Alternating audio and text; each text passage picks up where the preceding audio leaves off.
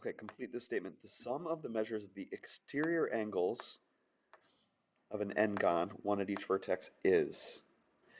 And note here that it says exterior angles. Okay, so if we did just a little experiment, I could do this quickly, but I just want to show it to you. Let's say we take a triangle. Take a triangle, and let's extend the sides out. So we say here, actually, and let's do this. Let's make it a regular triangle, meaning they're all 60, just for the sake of we know now what's inside. They're each 60, right? So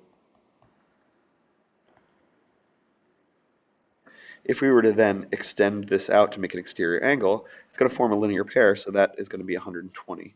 And since they're each 60, you're going to get 120, 120, and 120. And that's 120 times 3, which is 360. If you did it for a square,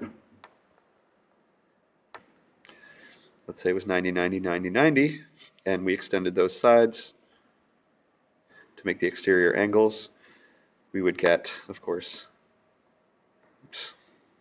we would get 90, 90 all the way around. This would work for, even if they weren't regular, it would still do this. You then have 90 times 4, which equals 360. And if we did it once more, let's just do it for an octagon. Why not? Octagon.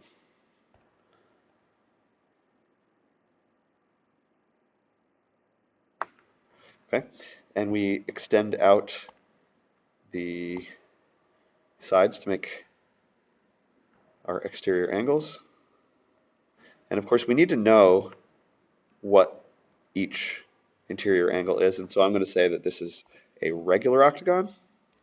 And I know, because we have the formulas for it, that a regular octagon has an interior measure of 135 degrees for each angle, which makes its exterior angles 45 in order to sum to 180, right? Because they're a linear pair. So we then say 45 times, there's 8 of them, equals 360. It always equals 360. So rather than being some crazy calculation, you just know that exterior angles always sum to 360.